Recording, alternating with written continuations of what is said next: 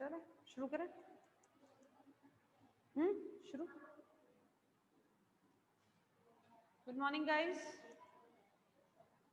अभी आप लोगों की आज फर्स्ट क्लास नहीं लग पाई है, उसमें थोड़ा सा टेक्निकल प्रॉब्लम हो गया है, तो वही सॉर्ट आउट करने की कोशिश कर रहे हैं, तो होपफुली हमारी कल लग जाएगी।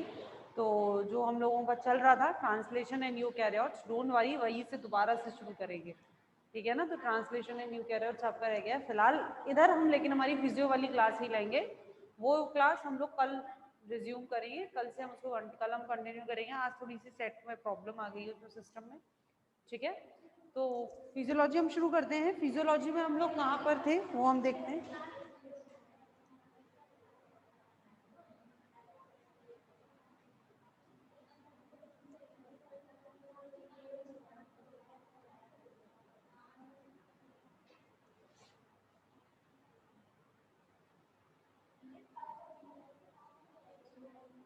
तो हम लोग मिनरल्स देख रहे थे, भाई। मिनरल्स में हम लोगों ने पोटेशियम पे आई गेस हम लोग चल रहे थे, पोटेशियम हम लोग कर रहे थे, तो पोटेशियम हम लोग देख लेते हैं दोबारा से। Potassium is a very important mineral, macronutrient में आता है पोटेशियम, वेरी इंपॉर्टेंट मिनरल है, इजीली अवेलेबल होता है प्लांट्स को इजीली अवेलेबल है। कोई मैक्रोन्यूट्रिएंट नहीं, मैक्रोन्यूट्रिएंट से मतलब है वैसे ही ये मैक्रोन्यूट्रिएंट है, क्यों? क्योंकि प्लांट्स को उसकी बहुत जरूरत है, लेकिन ये कोई हमारे स्ट्रक्चर में से कोई कंपाउंड फॉर्म नहीं कर रहा है, लेकिन फिर भी ये क्या है हमारे लिए, सॉरी प्लांट्स के लिए क्या है, ये मैक्रोन्यूट्रिएंट है, ठीक है। किससे मिलता है ये? वेदरिंग ऑफ रॉक्स की वेदरिंग से मिलता है, चट्टानों के टूटने से मिलता है, ये है कैल्शियम है, ये सब हमें किससे मिलते हैं? वेदरिंग ऑफ रॉक्स, चट्टानों के टूटने से मिलते हैं। इसकी सिर्फ प्रॉब्लम क्या होती है? इसकी प्रॉब्लम होती है लीचिंग, मतलब कि ये लीच हो जाता है, ये बैठ जाता है, प्रेसिपिटेट हो जाता है, या फिर मैं ये कहूँ मतलब पानी के साथ जैसे ही हम पानी देते हैं तो वो क्या हो जाता है? बैठ जाता है, क्या? पोटेशियम, ठीक है, लीच हो जाता है। तो इसकी जो प्रॉब्लम है, इसी वजह से ये सैंडी सॉइल्स में, बालू मिट्टी जो होती है, रेतीली मिट्टी, उनमें या फिर हाई रेनी डेज में इसकी कमी देखने को मिलती है। जब बहुत ज्यादा पानी बारिश होती है उस टाइम पे भी क्या हो जाता है? पोटेशियम लीच हो जाता है। तो हाई रेनी डेज में बहुत ज्यादा बारिश के बाद भी इस तरह की डिजीज इसकी हमें देखने को मिलती है। अगर मैं इसके फंक्शंस की बात करूं, पोटेशियम की अगर हम फंक्शंस की बात करें, तो पोटेशियम के फंक्शंस क्या होते हैं? सबसे पहला फंक्शन तो आप लोगों को जो याद है वो सारी चीजें हम पहले करते हैं, like osmotic regulation in cells. पहली बात तो ऑस्मोटिक रेगुलेशन इन सेल्स के अंदर ऑस्मोटिक रेगुलेशन मेंटेन करता है, यानी कि मैं आप लोगों को जब मिनरल ट्रांसपोर्ट पढ़ाऊंगी, आयन एक्सचेंज पढ़ाऊंगी, आयन ट्रांसपोर्ट जो मैं आपको पढ़ाऊंगी मिनरल ट्रांसपोर्ट में, तब वहां भी मैं आपको बताऊंगी कि जो आयन्स है, भाई ऑब्वियस बात है, एक आयन अंदर जाएगा तो एक आयन का बाहर आना जरूरी है। अगर पॉजिटिव अंदर जा रहा है तो एक पॉजिटिव का बाहर आना जरूरी है, क्यों? इससे क्या होगा? नहीं तो रेगुलेशन, ऑस्मोटिक रेगुलेशन बिगड़ेगा, जो उसका चार्ज है सेल का वो बिगड़ेगा। तो उसको मेंटेन करता है कौन? Potassium pump, potassium. दूसरा स्टोमेटल ओपनिंग एंड क्लोजिंग, ये भी इसी के ऑस्मोटिक रेगुलेशन से मेंटेन होता है, स्टोमेटल ओपनिंग एंड क्लोजिंग, ठीक है। इसके अलावा और किस में काम करता है ये? मेरिस्टेमेटिक टिश्यूज में,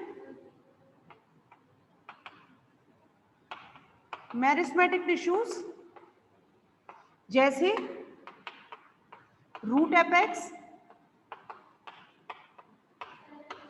शूट एपेक्स, कैम्बियम, ठीक है। Meristematic tissues, root apex, shoot apex, cambium, तो इन सब में ये काम करता है। इसके अलावा और किस में काम करता है ये? जो एंजाइम्स होते हैं, एंजाइम्स जैसे कि फ्रक्टोकाइनेज। बच्चों ज्यादातर एंजाइम का एज अ कोफैक्टर मैग्नीशियम होता है। अभी मैं आपको मैग्नीशियम भी पढ़ाऊंगी, थोड़ी देर बाद हम मैग्नीशियम पढ़ेंगे। तो मैग्नीशियम ज्यादातर एंजाइम्स का जो होता है कोफैक्टर होता है, लेकिन कुछ कुछ एंजाइम्स ऐसे होते हैं जिनके लिए एज अ कोफैक्टर, या मैं कहूँ उनके काम के लिए किसकी जरूरत पड़ जाती है? हमें पोटेशियम की जरूरत पड़ती है। फॉर एग्जाम्पल जैसे कि आपका फ्रक्टोकाइनेज। इसके अलावा और किस किस में काम आता है ये? इसके अलावा ट्रांसपोर्ट ऑफ अदर मिनरल्स, या ट्रांसपोर्ट की जगह मैं ये लिख दूं एब्जॉर्प्शन, ठीक है, ट्रांसपोर्ट की जगह एब्जॉर्प्शन ऑफ अदर मिनरल्स, दूसरे minerals, transport of other minerals, दूसरे मिनरल्स के ट्रांसपोर्ट के लिए भी ये क्या होता है, जरूरी होता है। तो बेसिकली ये कुछ 4-5 पॉइंट्स है, बाकी आप अगर और देखेंगे तो और आपका ऐसे ही होता रहता है रेगुलरली कि ये इसका काम उसका काम, तो लेकिन ये 5 पॉइंट्स ऐसे होते हैं जो आप याद कर सकते हैं, समझ सकते हैं, ठीक है। चलिए, ये तो बात हो गई किसकी, इसके फंक्शंस की। अब बात करते हैं इसकी डेफिशिएंसी की। तो वही चीज मैं आपको बोलूंगी कि हम लोग सबसे पहले क्या देखते हैं, इंपॉर्टेंट चीजें देखते हैं। फंक्शन समझ में आ गए सबको? अब हम बात करते हैं इसकी डेफिशिएंसी की।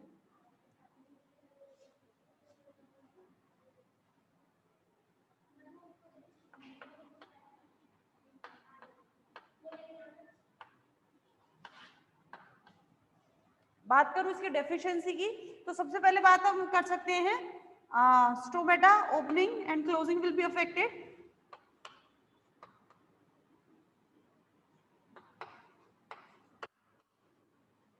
क्लोजिंग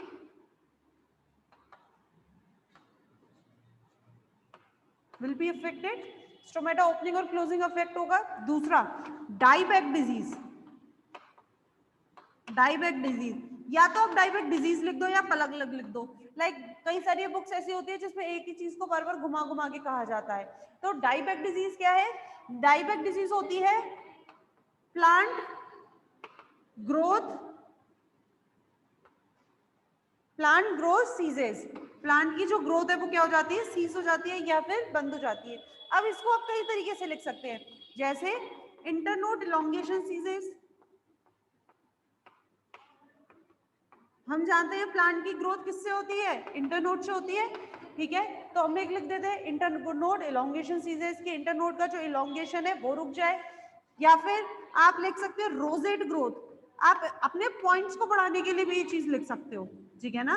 अगर क्वेश्चन आता है तो ये अलग अलग चीजें, एक ही चीज को बेसिकली रेफर कर रहे हैं, पर आप लिख सकते हैं जैसे इंटरनोड की इलोंगेशन सीज हो गई। रोजेट ग्रोथ, रोजेट ग्रोथ क्या होता है, यानी कि जैसे कि प्लांट है, प्लांट में अगर इंटरनोड्स, क्या प्लांट्स में अगर इंटरनोड्स, ये बेसिकली इंटरनोड्स है, ये चीज है, ये क्या है बच्चों, इंटरनोड्स है। तो अगर इंटरनोड्स नहीं काम कर रहे हैं, मतलब ग्रो नहीं कर रहे हैं, तो बेसिकली क्या होगा, प्लांट छोटा रह जाएगा। यानी कि यहाँ से फूल, यहाँ से आपका एक फ्लावर या एक प्लांट है, फिर यहाँ से है, यहाँ से हो गया। तो बेसिकली इस तरह की जो ग्रोथ होती है, बंची ग्रोथ जो होती है, इसको क्या बोलते हैं बच्चों, रोजेट ग्रोथ। क्या बोलते हैं इसको, रोजेट ग्रोथ। आगे बात समझ में, इसको बुशी ग्रोथ, रोजेट ग्रोथ, ठीक है, ये सारी चीजें इसको बोलते हैं। उसके अलावा क्या होता है, जो पोटेशियम है ये मेटाबॉलिक एक्टिविटी में काम करता है, ठीक है। मेटाबॉलिक एक्टिविटी में तो हम ये कहेंगे कि metabolic activity decreases, metabolic activity क्या हो रही है, कम हो रही है, मेटाबॉलिक एक्टिविटी डिक्रीजेस। तो मेटाबॉलिक एक्टिविटी डिक्रीज होने की वजह से क्या होगा, स्टार्च और शुगर बढ़ेंगे भाई, क्योंकि वो यूज ही नहीं हो रहे, कंज्यूम्ड ही नहीं हो रहे। तो starch and sugar increases, starch and sugar increases. Metabolic activity अगर डिक्रीज हो जाएगी, किसी प्लांट की मेटाबॉलिक एक्टिविटी कम हो जाएगी, तो क्या होगा, जो बन रहे हैं जैसे प्रोटीन्स हैं, स्टार्च है, शुगर है, ये क्या होंगे, ये इंक्रीज होना शुरू होंगे कि नहीं होंगे, क्यों, क्योंकि मेटाबॉलिक एक्टिविटीज क्या हो गई है, कम हो गई है। ऐसे ही इनके साथ साथ और क्या हो सकता है, स्टार्च और शुगर के साथ साथ लिग्निन भी हो सकता है। तो लिग्निन भी क्या कहेंगे हम, लिग्निन इंक्रीजेस। तो बेसिकली ये 3-4 पॉइंट हैं जो आप बेसिकली याद रख सकते हैं। इसके अलावा और भी है, जैसे कि हम लोगों ने बोला था कि बायोकेमिकल रिएक्शंस कार्बोहाइड्रेट्स वगैरह में ये यूज आता है, तो वो आप लिख सकते हैं, ठीक है। अच्छा, एक चीज और है जो हम लिख सकते हैं इसमें, वो क्या है, चौथा, कि इसका जो ट्रांसलोकेशन होता है बच्चों, पोटेशियम का जो ट्रांसलोकेशन होता है वो बिल्कुल किसकी तरह होता है, नाइट्रोजन की तरह होता है। पोटेशियम का जो ट्रांसलोकेशन है बिल्कुल नाइट्रोजन की तरह होता है। नाइट्रोजन की तरह मतलब फास्ट होता है, उसी की तरह फास्ट होता है। तो जैसे नाइट्रोजन है, तो नाइट्रोजन के मैंने आपको जब नाइट्रोजन के बारे में बताया था तो मैंने आपको कहा था कि इसके अंदर सबसे पहला सिम्टम है chlorosis. Chlorosis is the yellowing of the leaves. ये लीव्स क्या होती हैं, येलो दिखने लगती हैं, और ये सबसे पहले हमें किस में दिखने लगता है, मैच्योर लीव्स में दिखने लगता है। सबसे पहले मैच्योर लीव्स होगा, देन उसके बाद यंग लीव्स में ये दिखता है। तो बेसिकली इसमें भी होता है, लेकिन इसमें येलोइंग ना होके क्या होता है, ब्राउनिंग, ब्राउन होने लगती है, ब्राउनिंग ऑफ लीव्स, लीव्स की, और leave apex, tip, leave apex या टिप भी मैं इसको कह सकती हूँ। ब्राउनिंग ऑफ लीव्स, लीव्स की लीव्स ब्राउन होने लगती है, तो लीव्स है, उसकी टिप है, उसकी एपेक्स है, वो क्या होने लगती है, ब्राउन होने लगती है। ठीक है ना, किसकी कमी से, और ये किस में दिखती है हमें सबसे पहले, मैच्योर लीव्स में। किस में दिखती है ये हमें, मैच्योर लीव्स में। आगे बात क्लियर, सबको समझ में। तो ये सारी चीजें किससे होती है, पोटेशियम की कमी से होती है। ठीक, और क्या पॉइंट लिख सकते हैं, डिजीज रेजिस्टेंट। बेसिकली अपने आप ही क्लियर होने वाली बात है कि अगर किसी चीज की मेटाबॉलिक एक्टिविटी कम हो रही है, मेटाबॉलिक एक्टिविटी कम हो रही है, इसका मतलब उसके अंदर क्या हो रहा है, एक्यूमुलेशन हो रहा है, यानी कि डिजीज पैदा होने के लिए टेंडेंसियां बढ़ रही है। भाई आप घर में बैठे हो, मोटे हो रहे हो, खा रहे हो, पी रहे हो, लेकिन आप काम नहीं कर रहे हो, वर्जिश नहीं कर रहे हो, घर में पड़े पड़े क्या कर रहे हो, खाए जा रहे हो, खाए जा रहे हो, खाए जा रहे हो, कोई वर्जिश नहीं, कोई टहलना नहीं, कोई घूमना नहीं। तो बेसिकली क्या है, आप अपनी हेल्थ को डिटेरियोरेट कर रहे हो कि नहीं कर रहे हो, आप अपने शरीर में बीमारियों को निमंत्रित कर रहे हो। कहते हैं ना, बीमारियों को निमंत्रित करना, यानी कि बीमारी को आप लोग इनवाइट कर रहे हैं कि भाई आपके अंदर, क्योंकि ढेर सारा फूड क्या हो गया, एक्यूमुलेट हो गया। तो सेम प्लांट के अंदर है, अगर प्लांट कोई काम नहीं करेगा, उसके अंदर उसकी कोई मेटाबॉलिक एक्टिविटी नहीं होगी, तो बेसिकली क्या है, फूड क्या है, इसके अंदर स्टोर हो रहा है, स्टोर हो रहा है, तो डिजीज क्या हो रही है, बढ़ रही है। तो मैं ये कह सकती हूँ कि डिजीज रेजिस्टेंस क्या हो रहा है, डिजीज रेजिस्टेंस, मतलब डिजीज के लिए रेजिस्ट करने की जो पावर है वो क्या हो जाती है, इसके अंदर खत्म हो जाती है। तो डिजीज रेजिस्टेंस भी क्या हो जाता है, कम हो जाता है। तो ये कुछ पॉइंट्स हैं, सबसे इंपॉर्टेंट पॉइंट्स है, शुरू में हमने आपको दे दिया 1, 2 और 3। स्टोमेटल ओपनिंग और क्लोजिंग अफेक्टेड होता है, क्योंकि हम जानते हैं वो किसकी वजह से होता है, पोटेशियम हाइड्रोजन पंप की वजह से होता है। ठीक है, डाइबैक डिजीज, डाइबैक डिजीज के अंदर plant growth ceases, flowering formation ceases, plant की ग्रोथ जो होती है वो क्या हो जाती है, सीज हो जाती है। सीज होने के मतलब का मतलब है कम हो जाती है। ठीक है ना, प्लांट ग्रोथ सीजेस। ठीक, तो प्लांट ग्रोथ सीजेस का मतलब क्या हो गया, इंटरनोड इलॉन्गेशन। इंटरनोड इलॉन्गेशन जो हो रही थी वो इंटरनोड इलॉन्गेशन क्या होगी, अब नहीं होगी। तो इंटरनोड इलॉन्गेशन क्या हो गया, कम हो गया। रोजेट ग्रोथ, रोजेट ग्रोथ का मतलब क्या है कि प्लांट जो है अभी तक ग्रो कर रहा था, उसके नोड से निकल रहा था, लेकिन वो नहीं हो रहा है, तो अब क्या हो गया, वो छोटा रह गया है। तो वो क्या, उसको भी हम क्या बोलते हैं, तो बेसिकली प्लांट ग्रोथ सीजेस को ही घुमा के लिख दिया है। तो ये आपके 3 पॉइंट्स अपने आप में बन सकते हैं। ठीक, metabolic activity decreases, metabolic activity रुक जाता है, क्योंकि पोटेशियम कई सारी मेटाबॉलिक एक्टिविटीज में एज अ कोफैक्टर काम करता है, या कई सारी चीजों में काम करता है। तो मेटाबॉलिक एक्टिविटी डिक्रीजेस, तो मेटाबॉलिक एक्टिविटी कम होने की वजह से क्या हो जाता है, स्टार्च एंड शुगर इंक्रीजेस, क्योंकि वो काम नहीं कर रहे हैं, काम नहीं कर रहा है, तो क्या हो रहा है, उसका जो खाना बना हुआ है वो क्या हो रहा है, उसका एक्यूमुलेशन हो रहा है, तो starch and sugar increases, lignin increases. और इसी की वजह से क्यों, क्योंकि कोई मेटाबॉलिक एक्टिविटी नहीं हो रही है, फूड का एक्यूमुलेशन हो रहा है, तो डिजीज क्या होती है, बढ़ जाती है। और या ये मैं कहूँ, डिजीज के लिए जो रेजिस्टेंस पावर है वो क्या हो जाती है, उसकी कम हो जाती है। साथ ही साथ browning of leaves and leaf apex, पानी जो होता है, अगर बहुत ज्यादा पानी हम दे दें, पोटेशियम क्या होगा, लीच हो जाएगा, तो पोटेशियम की कमी हो जाएगी। तो इस केस में आप इसे अपने घर में भी देख सकते हैं। आपने देखा होगा गमलों में आप ज्यादा पानी भर दें, तो ज्यादा पानी भरने की वजह से क्या होता है, पोटेशियम उसका लीच कर जाता है। तो जो लीव्स है वो कैसे हो जाती है, ब्राउन हो जाती है, उनकी टिप बेसिकली ज्यादातर ब्राउन हो जाती है। आ गया क्लियर। तो ये है आपके पोटेशियम के कुछ सिम्टम्स। पोटेशियम की अगर कमी हो जाए, तो पोटेशियम कैसे क्या हो जाएगा, पोटेशियम की इसकी वजह से कमी हो जाएगी। ठीक है, अब इसके बाद हम बात करेंगे, अगला है आपका सल्फर। ठीक है, अगली हम किसी बात करेंगे बच्चों, सल्फर की।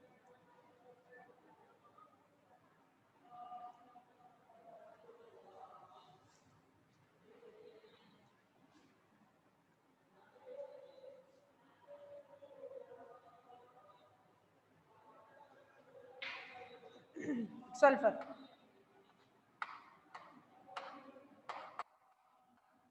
ठीक है, सल्फर, सल्फर किससे मिलता है, as a soluble solute, as a soluble solute sulphur हमें मिलता है। जैसे कि हम लोगों को क्या मिल रहा था, फॉस्फोरस मिल रहा था भाई। तो सल्फर भी हमें क्या मिलता है, सल्फर भी by the weathering of rocks मिलता है।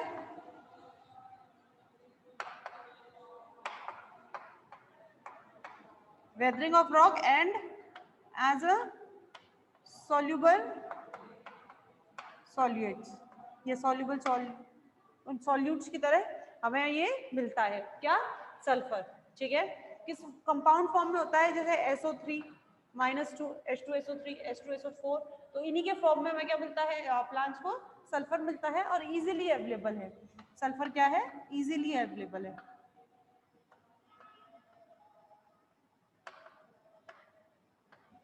ठीक है, इजीली अवेलेबल होता है प्लांट्स के लिए। अगर अब मैं इसके फंक्शंस की बात करूं, सल्फर के फंक्शंस की अगर हम बात करें,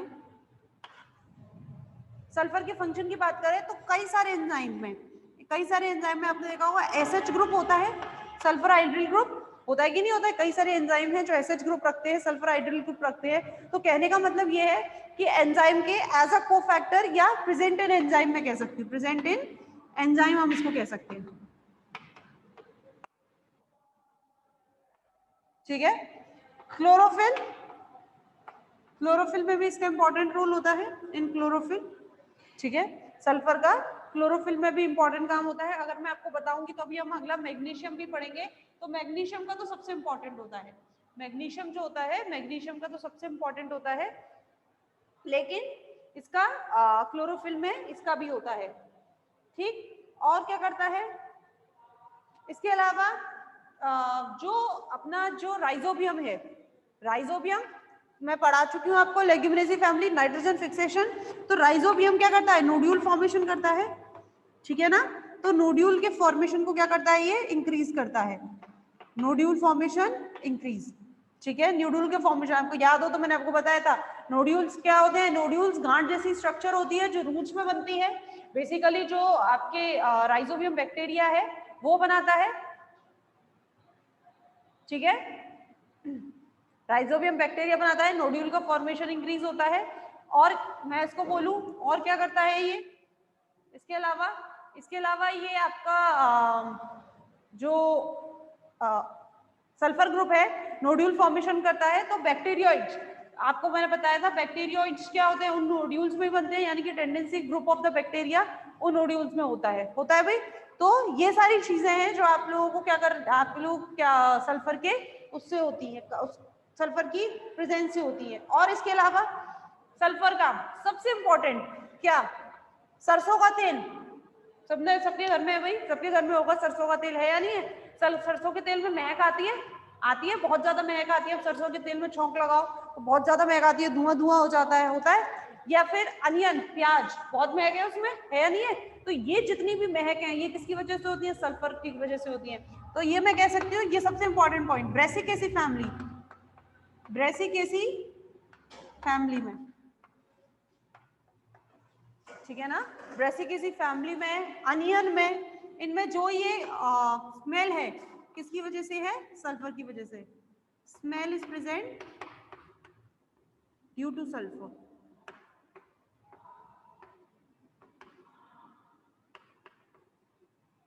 ठीक है, तो ये पॉइंट्स आपको इसमें बेसिकली याद रखने हैं। सबसे पहला, कई सारे एंजाइम्स में as a sulphydryl groups sulphur present होता है, क्लोरोफिल में ये काम करता है, नोड्यूल के फॉर्मेशन में ये काम करता है, नोड्यूल्स का फॉर्मेशन होता है ड्यूरिंग द राइजोबियम। ठीक है, जैसे राइजोबियम लेग्यूमिनेसी फैमिली को इन्फेक्ट करता है तो नोड्यूल का फॉर्मेशन इंक्रीज करता है। एंड सबसे इंपॉर्टेंट, ब्रेसिकेसी फैमिली में जो स्ट्रॉन्ग स्मेल हम लोगों को देखने को मिलती है वो किसकी वजह से होती है बच्चों, सल्फर की वजह से होती है। ठीक है, उनमें ऑयल प्रेजेंट होते हैं, वो ऑयल क्या होते हैं, सल्फर का। अब इसके बाद बात करते हैं हम इसकी डेफिशिएंसी की, कि अगर इसकी कमी हो जाए तो क्या दिक्कत आ जाती है।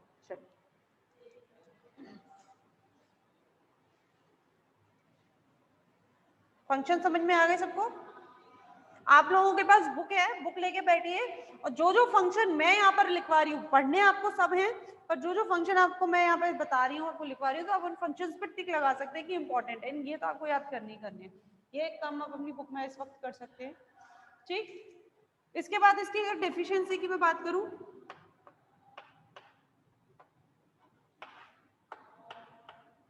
डेफिशिएंसी क्या है, डेफिशिएंसी में सबसे पहला है necrosis. Due to the deficiency of the sulphur group leaves क्या शो करती है? नेक्रोसिस। नेक्रोसिस क्या होता है? लीव्स का मरना। ठीक है, लीव्स का क्या हो जाता है? लीव्स का मरना नेक्रोसिस कहलाता है। इनके अंदर आपको लीव्स के अंदर कई इसी को आप पॉइंट्स में घुमा सकते हैं। जैसे देखो मैं कैसे घुमाती हूँ। पहला point, leaves blue and red patches show करते हैं। दूसरा, प्रीमेच्योर फॉल ऑफ लीव।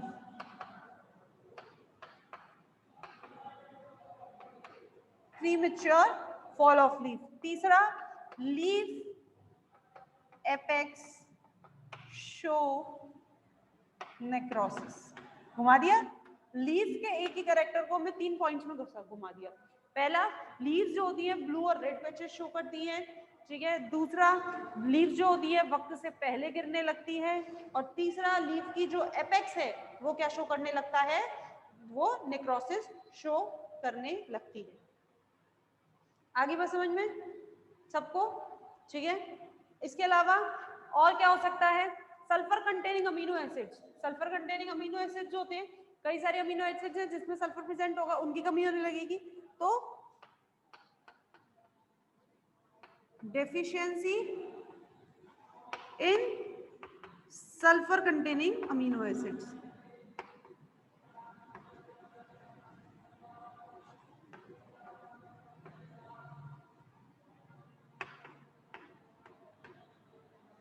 आगे बात समझ में?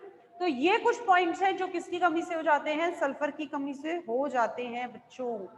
इसके अलावा आप कह सकते हैं इंटरनोड जो होते हैं वो कम रह जाते हैं। कुछ भी इंटरनोड्स शॉर्टन छोटे रह जाते हैं। जो कॉमन पॉइंट्स है सब में लिख सकते हैं। पोटेशियम में भी लिख दिया था, इंटरनोड शॉर्टन, इंटरनोड शॉर्टन रह जाते हैं। वहां पे वो उसका बेसिक कंजर्व्ड कैरेक्टर है। यहाँ हमने लिख दिया कि हाँ ये कमी हो सकती है। लेकिन शुरू के 3 जो हमने लगाई है, नेक्रोसिस, सल्फर की कमी से सबसे ज्यादा फर्क किसको पड़ता है? आपकी लीव्स को। अभी मैंने बताया क्यों? क्योंकि ये क्लोरोफिल फॉर्मेशन में भी ये हेल्प करता है। आगे बात समझ में क्लियर? Sulphur group. चलिए,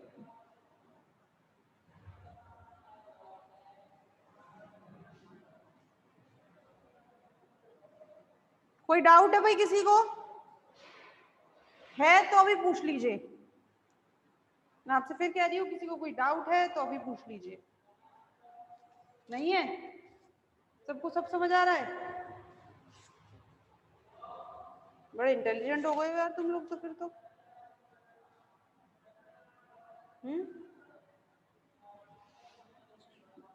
चलिए, अब अच्छा समझ आ रहा है तो हम अगला पढ़ेंगे कैल्शियम।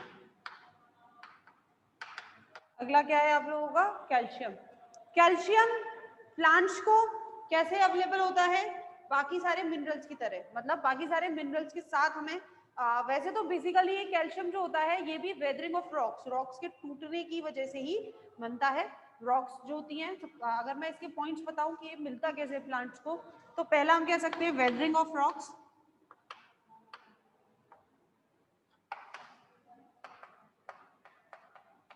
ठीक है। दूसरा लाइमस्टोन्स। लाइमस्टोन्स बेसिकली क्या होते हैं? Form by the dissolved CO2 with water। CO2 जो पानी में डिजोल्व है वो क्या होती है? वो CO2 किससे? पानी से, या बाकी सारे मिनरल्स जो बाकी सारे वहां पर मौजूद हैं उन सब के साथ क्या करती है? उनके साथ बॉन्ड फॉर्मेशन करती है और क्या बनाती है? आपका लाइमस्टोन ओर्स बनाती है। ठीक है। तो कैल्शियम का जो फॉर्मेशन है या पानी में जो उसका प्रेजेंस है वो किसकी वजह से होता है? इसी की वजह से होता है। आगे बात समझ में? ठीक। चलिए, जब बच्चों आपकी ये पीएच इंक्रीज होता है तो कैल्शियम क्या होता है?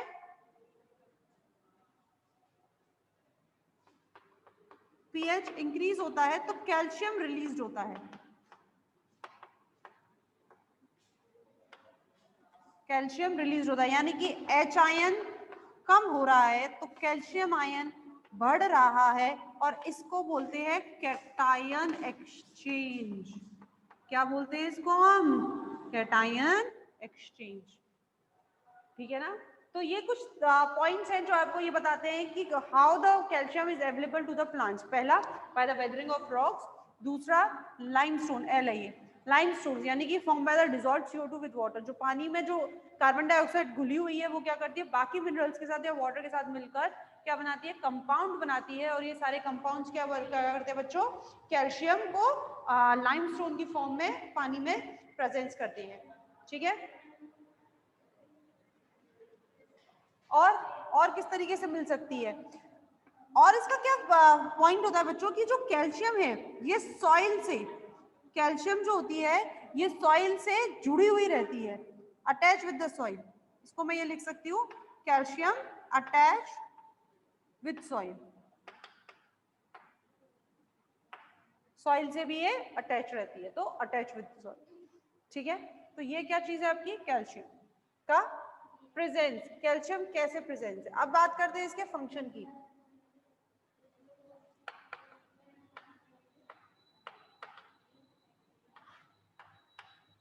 फंक्शन कैल्शियम मैग्नीशियम पैक्टेट तो इन मिडिल लेमला होगा कि नहीं होगा भाई बोलो। मिडिल लेमला में कैल्शियम मैग्नीशियम पैक्टेट का बना होता है यानी कि कैल्शियम एंड मैग्नीशियम। अभी आगे मैं मैग्नीशियम भी पढ़ाऊंगी तो वहां पर भी आप क्या बोलोगे इन मिडिल लेमला। ठीक है। और कई सारे एंजाइम्स यानी कि जैसे कि एटीपेज काइनेज तो ये सारे एंजाइम इनका क्या होता है ये कोफैक्टर होता है। कैल्शियम क्या है इनका कोफैक्टर इनके साथ होता है कोफैक्टर। ठीक है ना। और क्या करता है ये सेल की परमिएबिलिटी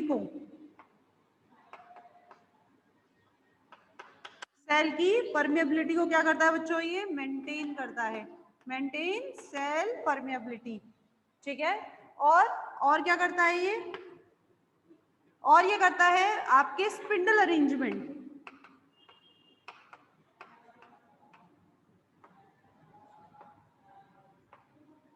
स्पिंडल अरेंजमेंट जब सेल साइकिल में स्पिंडल्स का जो अरेंजमेंट होता है इस तरह से स्पिंडल अरेंज होते हैं कि नहीं होते during the cell cycle whether it is any phase anaphase metaphase telophase कोई भी फेज होगा तो उस टाइम में क्या होता है क्रोमोसोम्स अरेंज होते हैं। तो स्पिंडल के अरेंजमेंट में भी कौन हेल्प करता है कैल्शियम हेल्प करता है। यानी कि अगर मैं ये कहूं कैल्शियम की डेफिशिएंसी हो जाएगी तो प्रॉपरली क्रोमोसोम डिसजंक्शन नहीं होता है। ठीक है। और क्या करता है ये कुछ टॉक्सिक सब्सटेंसेस को रिलीज या मैं ये बोलूं कम करता है यानी कि slower down some toxic substances. कुछ टॉक्सिक सब्सटेंसेस को क्या करता है ये स्लोअर डाउन करता है कम करता है। और क्या करता है